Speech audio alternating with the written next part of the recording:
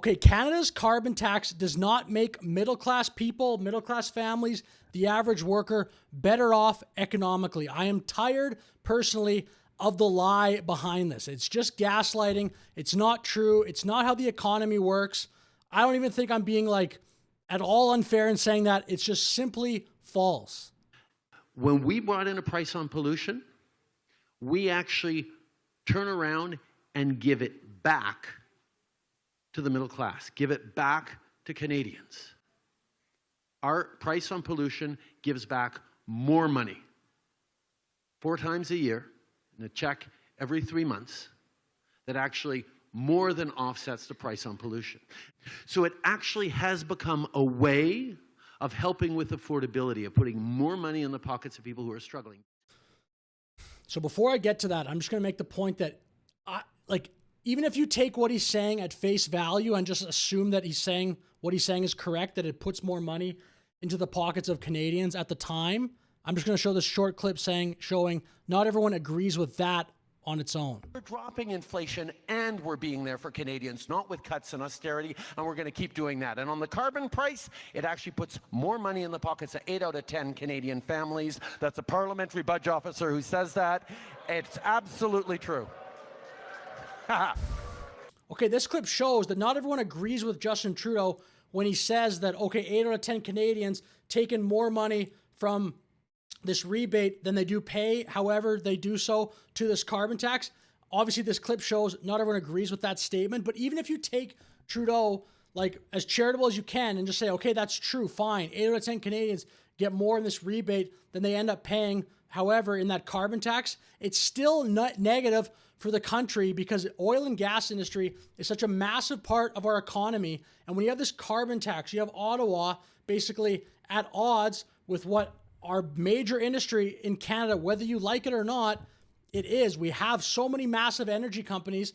If you're basically constantly, even the recent thing about the pollution caps on them, let the companies just go to work. You have America saying drill, baby, drill. And in Canada, we're saying pollution caps, carbon taxes. We're trying to protect the environment. Basically, one of the only countries on earth, it seems like. We need our companies to be able to innovate in oil and gas, create more projects, create more, for example, pipelines. That's going to grow the economy. And it's not just for big business or stockholders. When our companies in Canada thrive, and if you look at any measure of the statistics of this, we're completely flat. Our stock market's relatively flat. Our GDP per capita is certainly flat since 2015.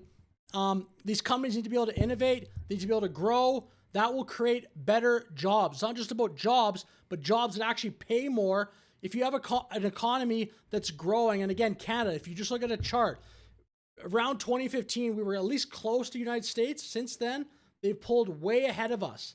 When America's massive companies like NVIDIA, Apple, whatever, it's not just about the stockholders. When you have a bunch of companies that are thriving, they hire more people. Those people that they hire, say they earn $150K, $175K, $200K, even $85K, whatever. Those people, it affects everybody else too. That's more money for those people to earn. They can pay more in taxes. That money can go to Canadian teachers, Canadian nurses, for example. Having a thriving oil and gas industry will benefit us all. The economy does not work on redistribution like this.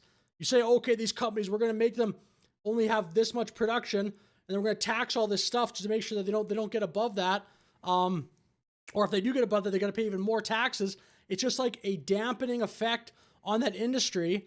And sure, maybe in the short term, you could say, oh, as a Canadian, you got a little bit more of a carbon rebate, but in a smaller economy, it doesn't work like that. This redistribution stuff, it's not going to work long term, and it's not. The economic climate in Canada is terrible. Everybody knows that. Something has to be done drastically different than what we are doing. It's just like economics 101 that this carbon tax is going to have a very negative effect on our major industry of oil and gas. So anyway, I'll finish the video here, but my main point is just, I am so tired of this. It's just gaslighting that it's better economically.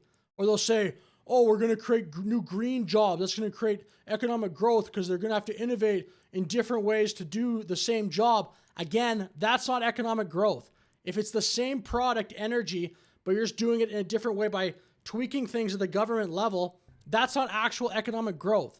Economic growth is product and services in the free market that people want. If you just play around with stuff, it's not, you're just changing things. You're not growing the economic pie. So anyway, it's not, Canadians are not benefiting from the carbon tax economically. If you want to argue the whole environment thing, I don't want to talk about this in this video.